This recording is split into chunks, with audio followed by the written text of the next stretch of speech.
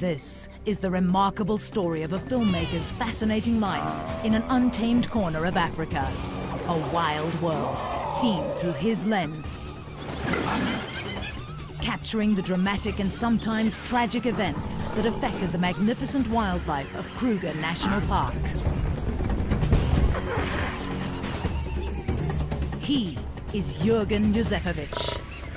My life in Kruger gave me the opportunity of realizing my dream of living with lions.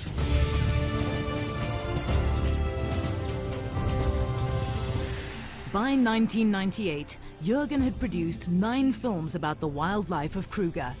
Now, after several years, Jürgen and his wife Terina return for the first time to their old family home to retrace their footsteps and relive some of the most memorable experiences of their lives.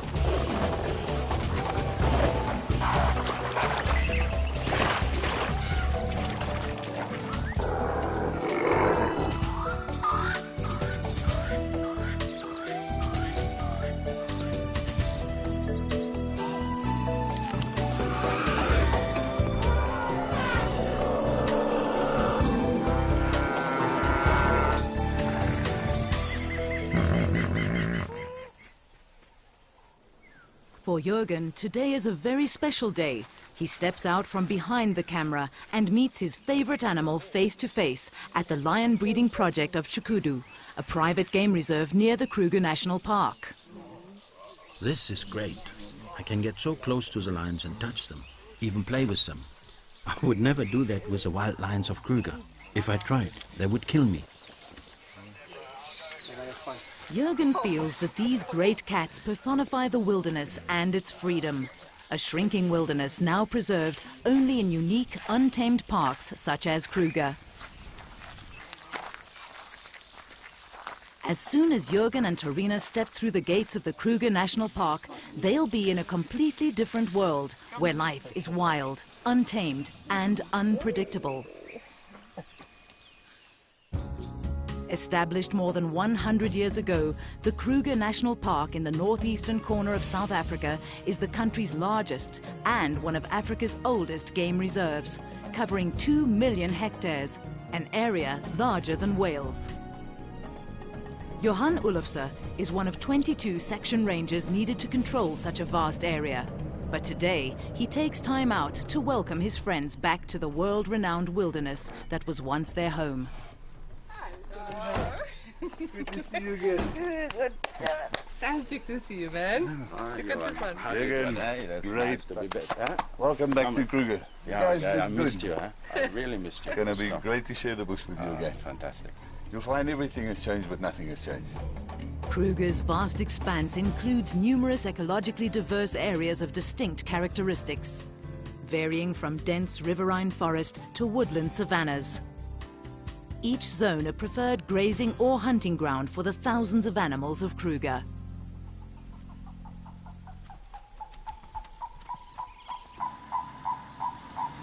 During their 12 years in the park, Jürgen and Terina lived, filmed and photographed in most of these areas. The outcome, a unique collection of sequences depicting some of the most dramatic events in the lives of the animals of Kruger.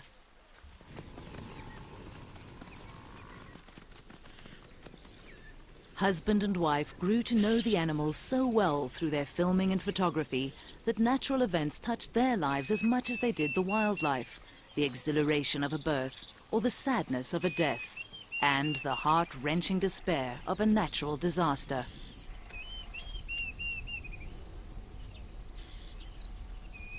To film wild animals, you have to think like them. You have to know how they will react. But at the same time, you have to survive in their environment. When you're on your own, you have to become part of nature. Living in the bush is like entering another dimension. It doesn't matter who you are out there. Here, you are the weakest species. Easy meat. Big lion.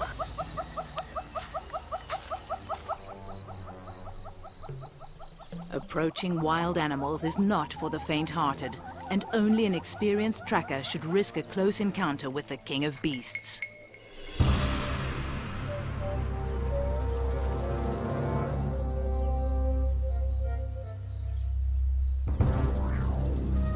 Alone, armed only with his 16mm film camera, Jürgen spent years following the animals, a silent observer, never an intruder, recording nature as he saw it.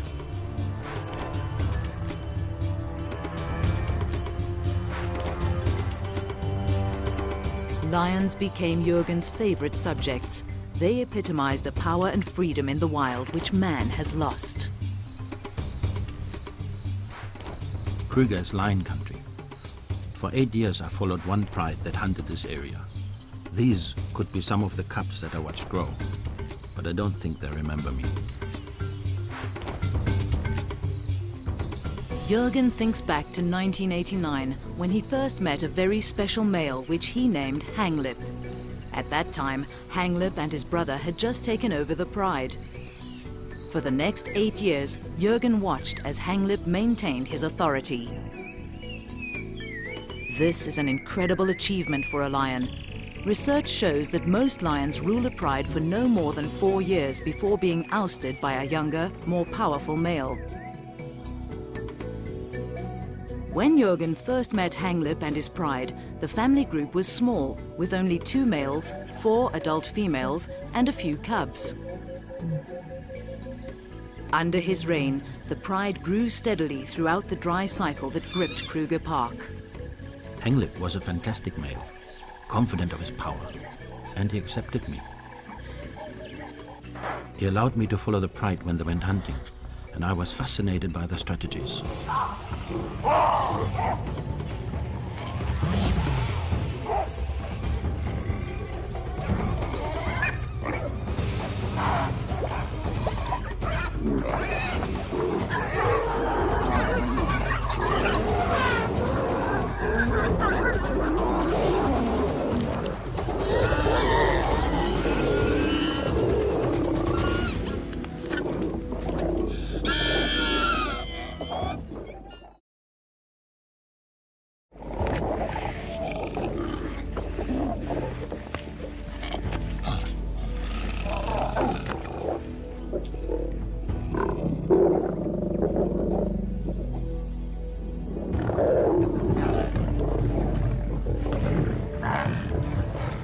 Lions set up their territories where hunting is best, but not all of Kruger offers an ideal habitat for them. In 1986, when Jürgen and Terina arrived in Kruger, they were based in the remote northern area of Pafuri. Here there were fewer lions, but the Levuvu River proved to hold other surprises, for Jürgen as a filmmaker, as well as Terina as a mother.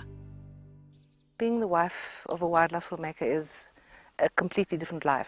From being your own person, one becomes a person that follows another person's dream. And it depends on whether you enjoy that or not. I really enjoyed being part of a dream. I enjoy being in the bush. I found that when the kids came, it became a little bit more difficult. Sometimes I would take my son out filming with me. It was great. I loved having my family with me in the bush. Life was good, but these were times of change, and a frightening shadow loomed overhead. Animals is one thing. One can be scared of those. But people are different. People with AK-47s hold a totally different threat. In the late 1980s, this remote area of South Africa, bordering Zimbabwe and Mozambique, provided an ideal, unprotected entry for freedom fighters. They came at night, on foot. The scariest part for me in the bush was when we were huddled around the fire at night and we knew they were out there. We heard gunfire, but there was nothing we could do. We were totally vulnerable. Of course there were risks, living with a family in this area. But if wildlife filmmakers only worked where political situations are perfect, they would never make films. Now, 12 years later, the political situation has calmed, but life in the park continues as always. Some of the cycles are as predictable as the passing of the seasons, while others as unpredictable as a wild animal. Today, Jürgen instinctively applies all the lessons he learned while living in this untamed environment. He's confident that some things never change. To find the action, he looks for tracks in the sand by the river.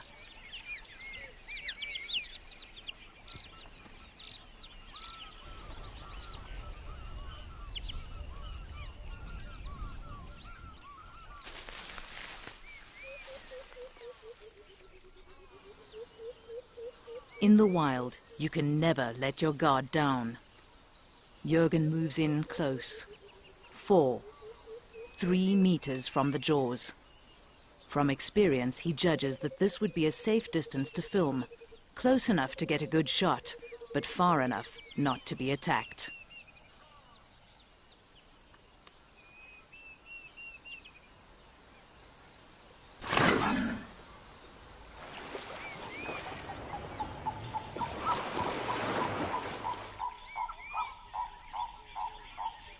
The river is full now, but back in '88 it was a different story. The river had stopped flowing and the animals had to come down to drink at the last remaining puddles. Here I could film some exceptional behavior.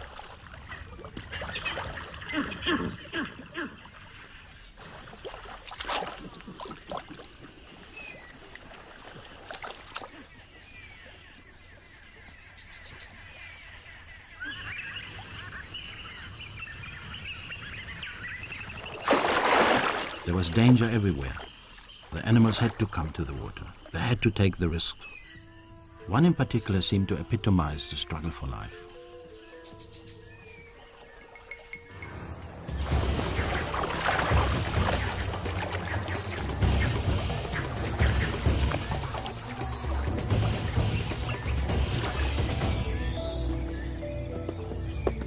I was amazed that the little antelope had survived the attack.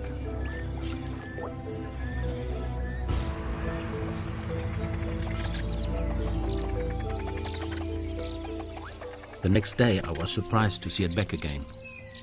It was desperate for water.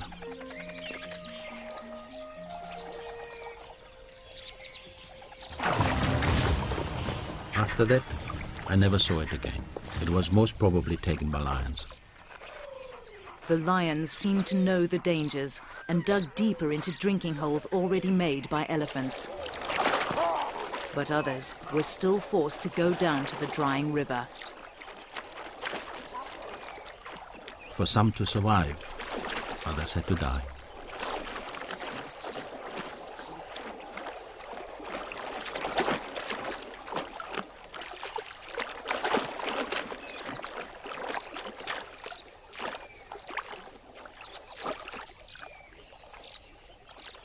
There were so many crocodiles crowded in the small pool.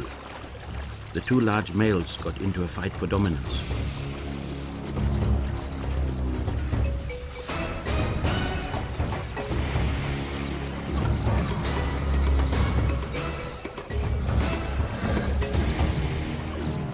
It was like watching the clash of the titans, a battle to the death.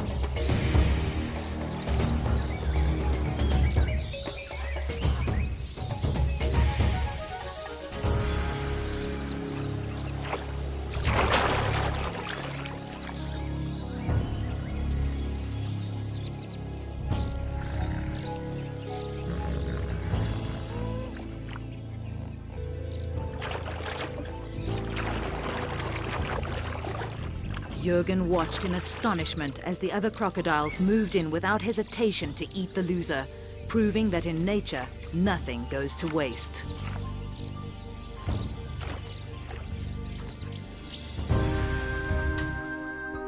After 2 years in Pafuri, Jürgen had captured the unique beauty and stark reality of this region. The resulting film helped to save the area from being exploited for coal mining. With his first film in the can, it was time to move on, further south, to a different part of Kruger. In 1988, Jürgen and his family moved to Skukuza, where the children started school. His favorite spot in this area was Chokwane, an area of open plains and woodland savanna, lion country. And this was where he met his favorite lion, Hanglip. This was Hanglip's hunting ground. Here I joined him and his pride in the never-ending search for prey. Jürgen started to film these lions at the time when Hanglip and his brother first took over the Chiloweni pride.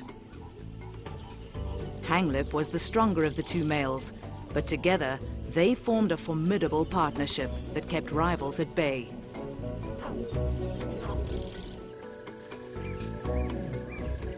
In the time I spent with him, Hanglip fathered many cubs.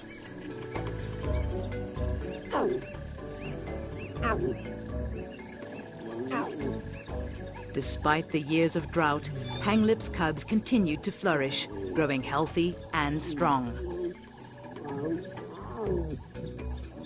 Lions can subsist for long periods of time without drinking by using the moisture present in their prey. And prey was plentiful.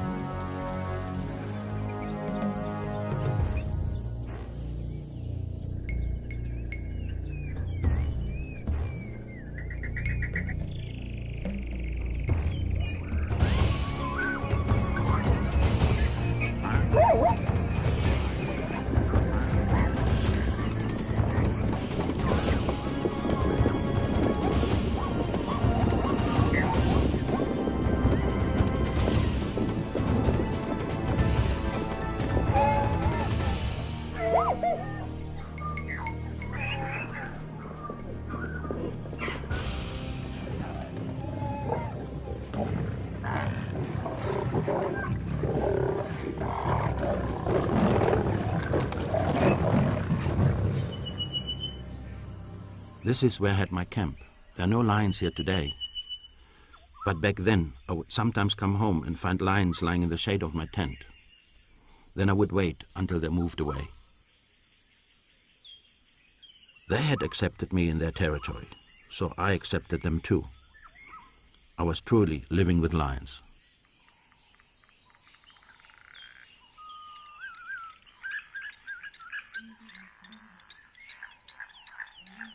I had Hanglip and his family's whole history in my camera. The more time I spent with them, the more they accepted me. I was just like one of the pride.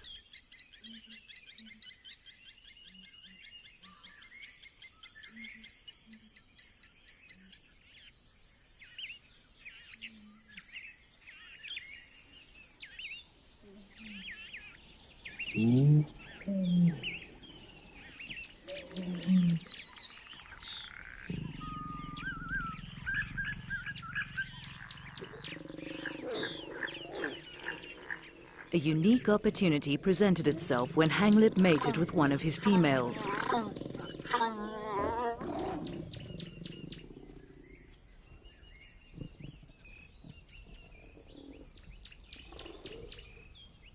Over the next 106 days, Jürgen followed her pregnancy.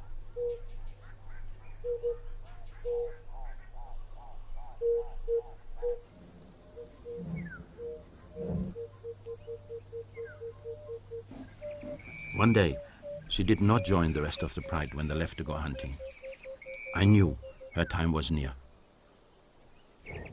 Later that day, she moved into a dense patch of reeds. It was exciting for Jürgen, but at the same time frustrating. He could not see the birth.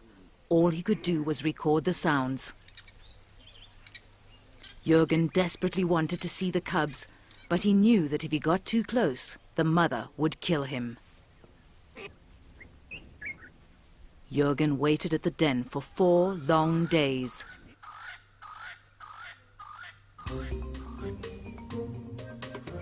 Eventually, hunger forced the lioness to leave her cubs unattended, and Jürgen saw his chance. I crawled into the den with my camera, and I said to myself, Jürgen, if she comes back now, you're dead. But I had to go in. I felt like they were a part of my own family.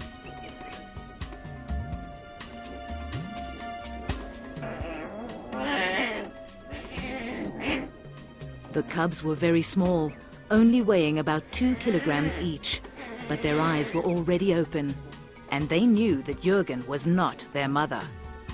They started hissing at me. I knew if their mother heard them, I would be in big trouble. I had to get out of there fast. I got out just in time before she arrived back. I'm sure she could smell that I'd been with the cubs, but her first instinct was to check if they were okay. Whenever something special would happen with Hanglip's Pride, Jürgen would come fetch me and he'd take me there. And when the cubs were out of hiding, I saw them and they were absolutely beautiful. After about 6 weeks, the lioness joined another female with cubs slightly older than hers.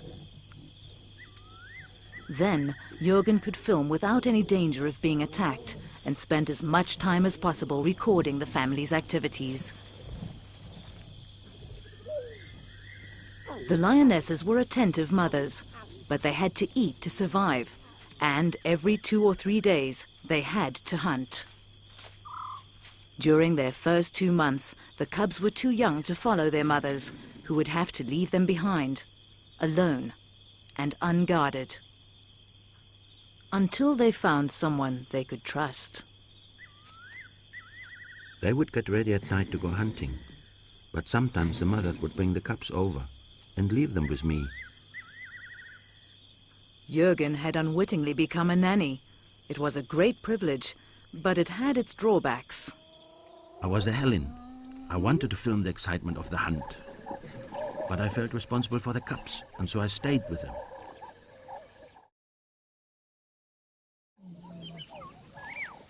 But the next morning, when the mothers returned, it was like a family reunion.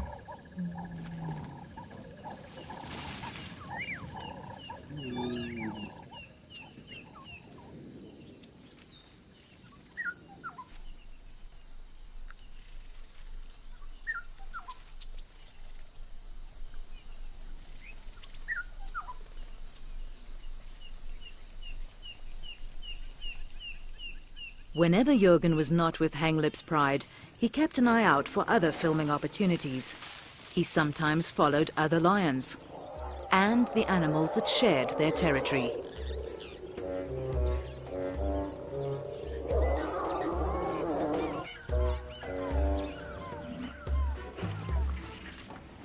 This young bull elephant was determined to let everyone know who was boss around here.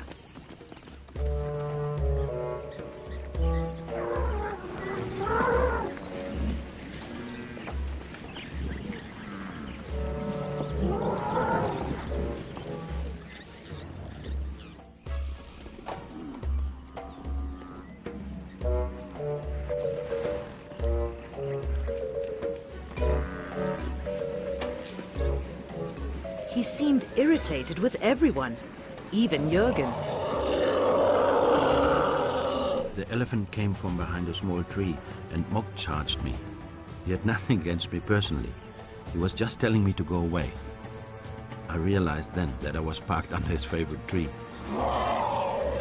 Incidents like this one, which he filmed in 1991, deepened Jürgen's understanding of the animals and their behavior. They are invaluable lessons which he has never forgotten, and ones that he must use again every time he returns to the bush. Useful skills if he is to come face to face with one of Africa's big five. I believe animals are just like us, just another tribe. To understand them, we have to learn their language. Over the years alone with them in the bush, they have taught me when I should back off and when I can stay.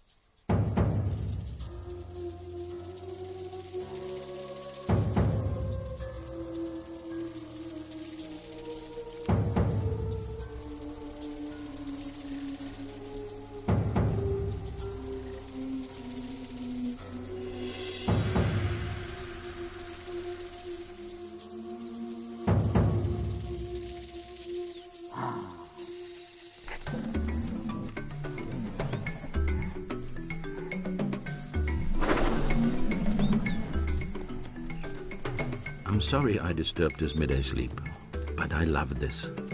Just like the old days. As Jürgen learned to understand the wild animals of Kruger, he became familiar with the park's annual cycles.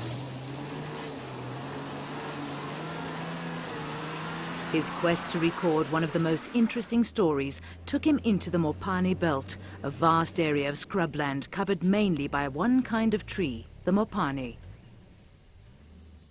This hardy tree adapts easily to the harsh conditions of the area and is central to the lives of many of the inhabitants of Kruger.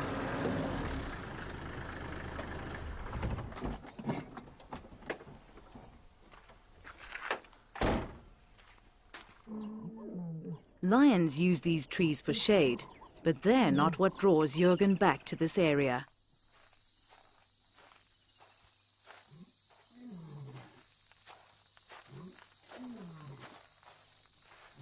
Without hesitation, he homes in on exactly what he's looking for, perfectly camouflaged among the leaves, a Mopani moth, an insect whose entire life cycle is centered around this tree.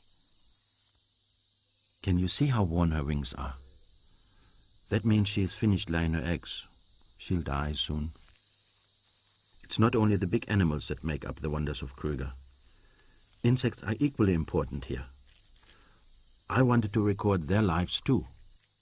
Jürgen's unique footage revealed an amazing life cycle never before seen on film. The adult moth has no feeding organs. Her entire purpose is to mate and then lay about 200 eggs. Her life lasts no longer than 3 days. Tiny caterpillars hatch between 3 and 4 weeks later. They only need to crawl a short distance to find their food source, Mopani leaves. The brightly colored caterpillar is a feeding machine, growing rapidly to a length of up to 13 centimeters. Its skin does not stretch with its expanding body. The caterpillar needs to molt 6 times before it reaches full size. By this stage, the caterpillar becomes one of the richest sources of protein for animals and birds. After 6 weeks of blissful overindulgence, the caterpillar leaves the tree and finds a soft, sandy spot in the soil near the base of the Mopani. It burrows down into the sand, where it hollows out a cell and gradually turns into a pupa. Here it will lie as it goes through its dramatic transformation. No one could tell me exactly when the moth would come out, so I had to be there every night to make sure I didn't miss it. But I wasn't alone out there.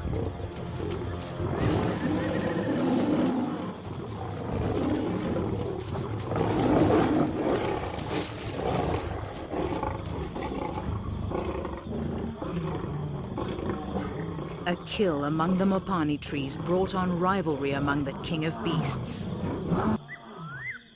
But Jürgen maintained his vigil.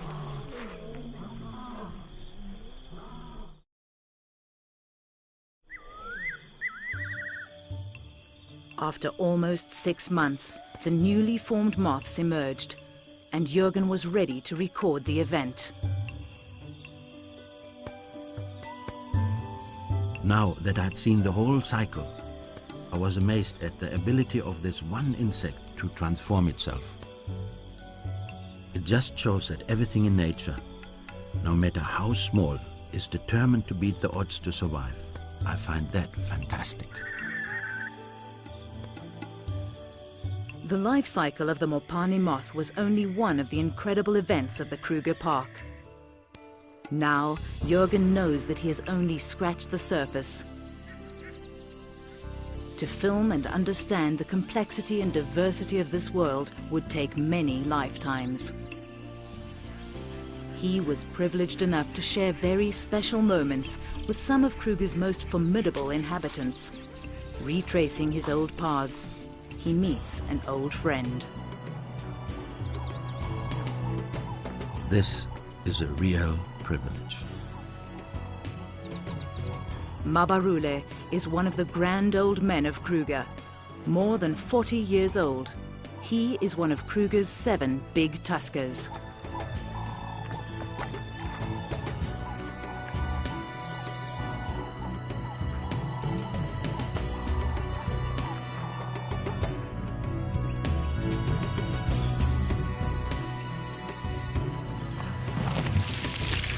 Mabarule is here to cool off. In summer, temperatures often reach a baking 40 degrees Celsius. I'm not used to this heat anymore. I need to cool off as well.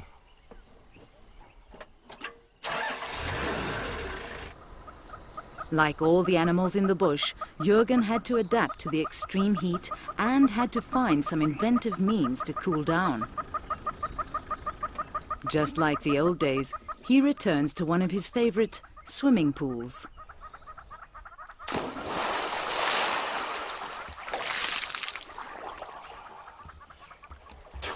I almost landed in trouble in '92. I was taking a swim when a huge head suddenly appeared over the top of the reservoir. An elephant bull had come to drink and I couldn't get out. I hung onto the pipe in the middle for over an hour and hoped that he wouldn't find out I was there.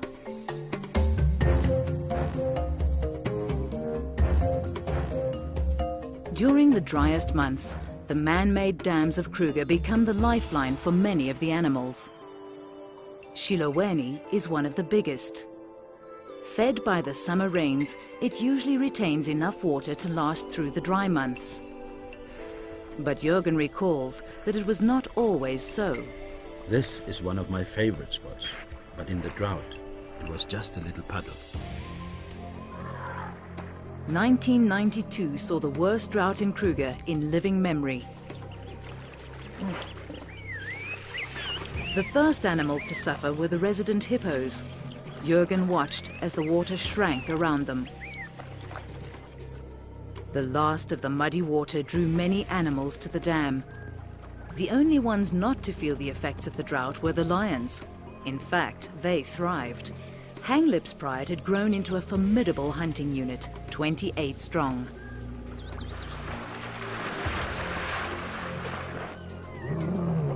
They needed to hunt every day to keep the pride well fed. During this period, they literally lived around the dam, waiting for an opportunity to strike.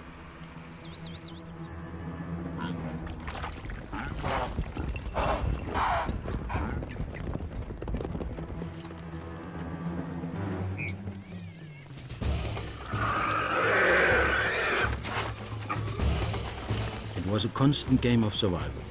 The prey animals knew that the lions were lying in wait, and they tried their best to counter every ambush.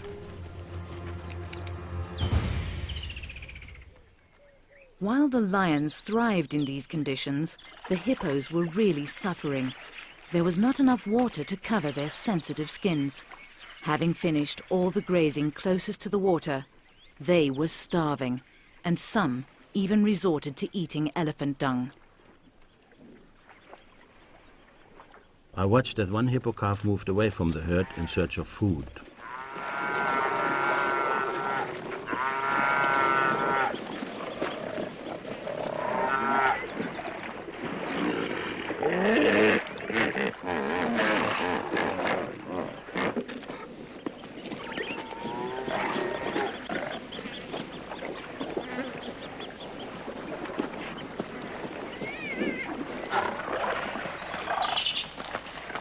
The reaction of the hippos was incredible.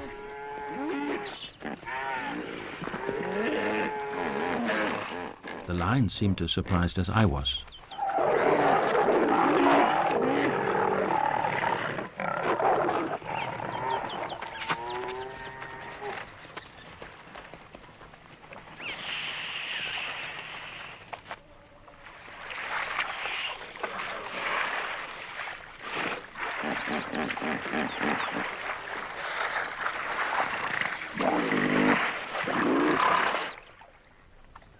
Tolerance levels diminished, all fighting for the last remaining drops of water.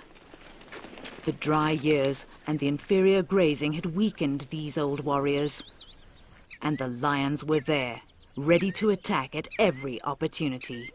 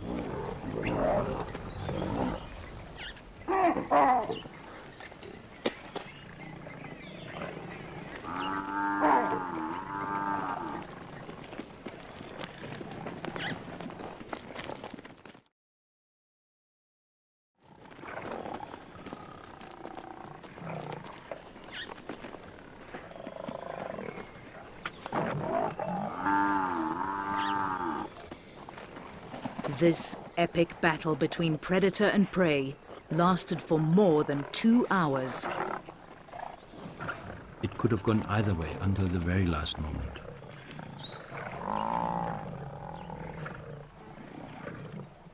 I felt sorry for the buffalo. He fought bravely, but he had had a good life.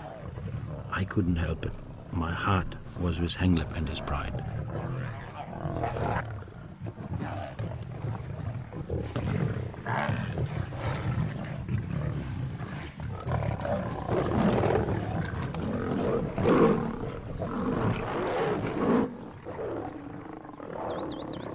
I was always amazed by Hanglip's power, but the battle with the old bull took its toll. After this, he could still hunt, but he limped for the rest of his life. Throughout the drought years in the early 1990s, Hanglip and his pride grew in strength. They thrived when all other animals around them suffered. But then, Jürgen remembers, came a threat that spared no one, not even the lions. This threat was microscopic, a spore-forming bacterium that can live for centuries in soil and bones. It survives in the harshest of conditions, a killer bacterium, anthrax.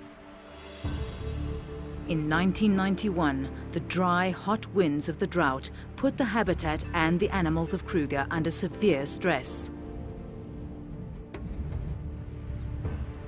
The herds churned up dormant anthrax spores.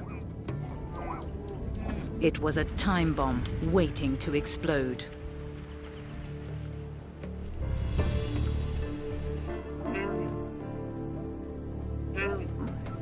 The anthrax infected the weakened animals, entering their bodies through wounds and scratches in their mouths caused by feeding on the tough, dried-out vegetation.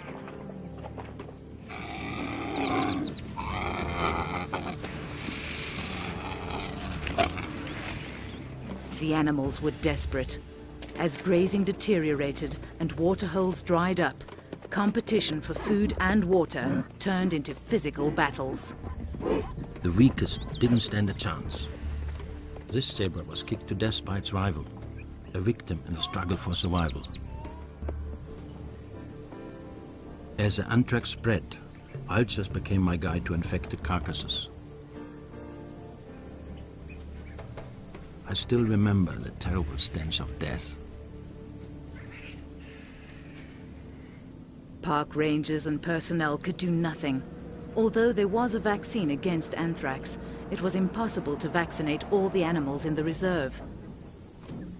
Teams would follow the vultures to the carcasses. All they could do was to take blood samples to confirm the cause of death.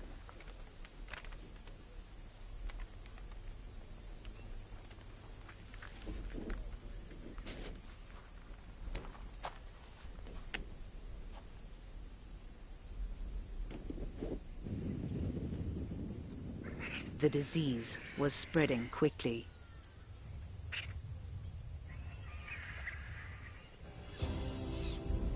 Even the largest animals in the park had no defense against the devastating power of the anthrax.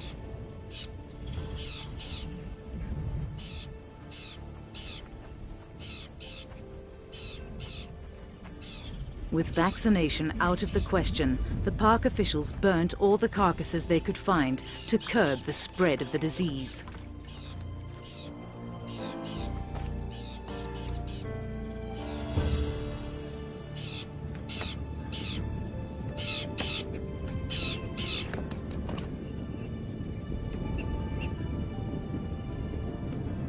But Kruger is an enormous park with thousands of hectares of remote land. It was impossible to find all the carcasses. The scavengers could smell death miles away. No carcass was left untouched, and slowly these scavengers were infected too.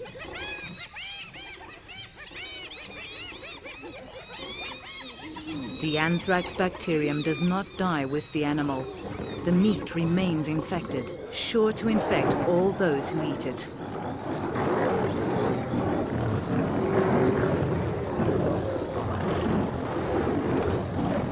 What seemed like a feast for the scavengers and predators was actually a death warrant. The anthrax outbreak was a terrible time for me. I saw my friends eating infected carcasses. I knew they might die, but there was nothing I could do to save them.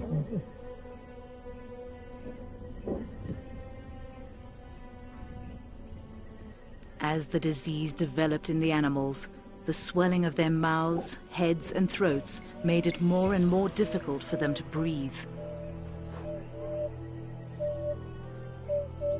Scratch marks in the ground bore silent witness to the animals' desperate struggle for air during the last moments of life. I had seen my lions at their peak, at the top of the food chain, but over 2 seasons everything just seemed to fall apart. Those that were found were put out of their misery by the rangers.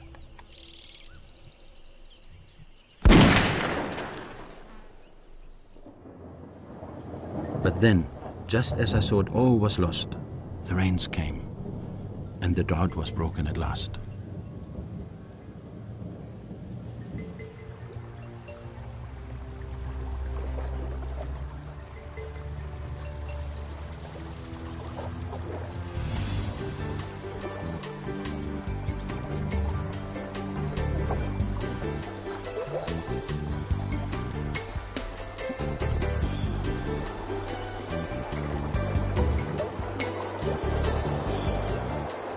Floodwaters, the only force that has the power to stop anthrax, washed the spores downstream and into the sea, where the salt water eventually destroyed the bacteria. Incredibly, not all life was lost. The young and healthy survived.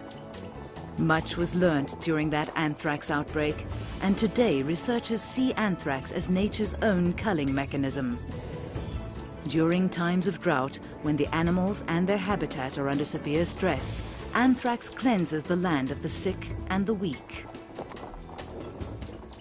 The most important thing for me was that my old friend Henglip had survived, and he was still in charge.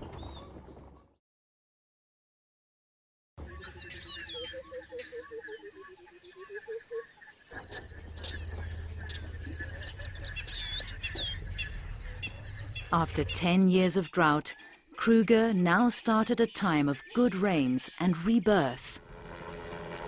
This time of well-being continues even today during Jürgen and Terina's visit, and the best way to see how well Kruger is doing is from the air.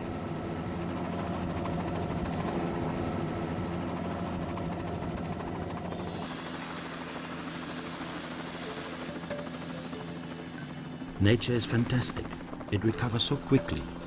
Not a trace of the dramas that played themselves out here during the drought. The river is full now. Back then, many had stopped flowing.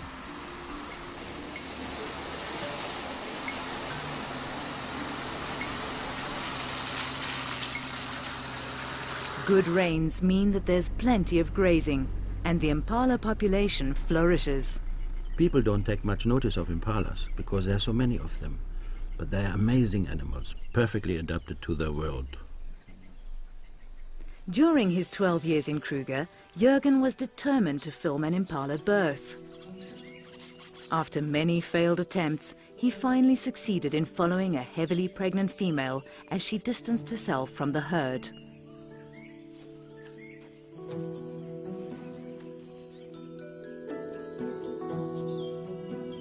I really struggled to film this birth because impalas are very cautious and secretive.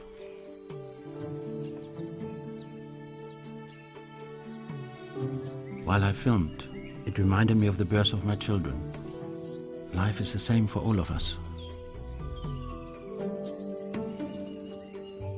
Impala ewes give birth just after the first rains. But if the rains are late, some people believe that they're able to delay birth for up to a month.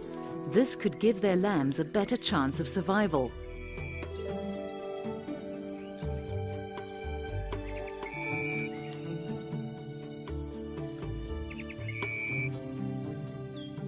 Of all the unique footage that you've shot, I think, to me, the most special one is the one with the impala birth, in that field of flowers. I mean, it's wonderful.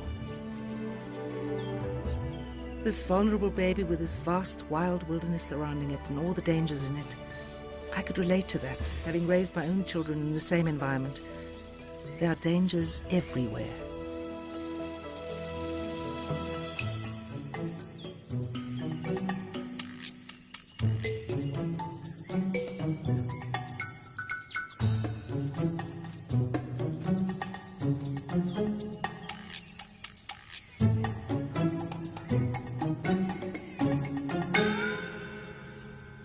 That spring was a very prolific time for most of the animals of Kruger.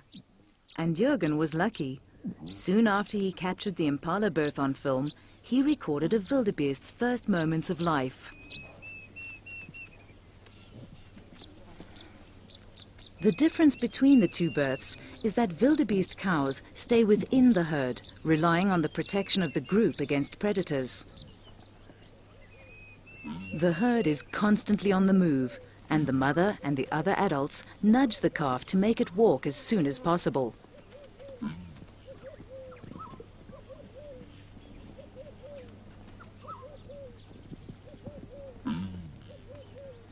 After only 5 minutes, it is ready to move with the herd. Jürgen and Torina relive fond memories, but their visit to Kruger has almost come to an end. Once again, they meet up with Johan. Hey Jürgen, how are you doing today? All right, man. Hi Torina. Have you seen the lion? Yes, I did. Nice price of 12. Through the river, 2 k's up the track. Oh, thanks a lot, man. Enjoy it. Hi Torina. Enjoy.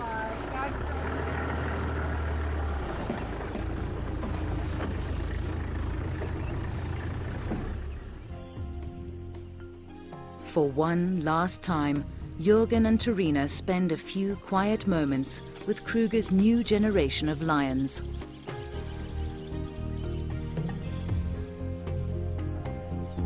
These seem as healthy as the pride they once knew. The pride led by Hanglip, a fighter, a survivor. We grew old together here, like 2 old lions. My old friend has gone now. I will never forget him. He survived through drought, injury, and anthrax.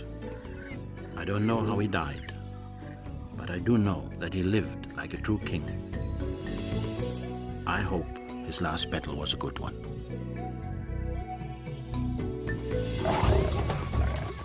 During my 12 years in this park, I saw many sides of nature.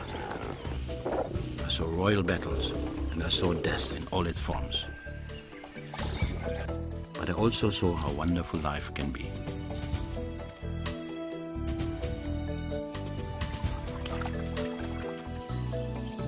For a while, the animals in Kruger allowed me into their world. I was a part of it all.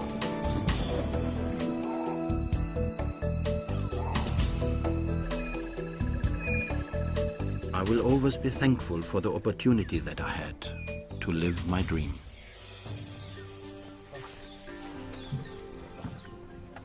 I have to leave now, but a part of me will always be here, living with lions.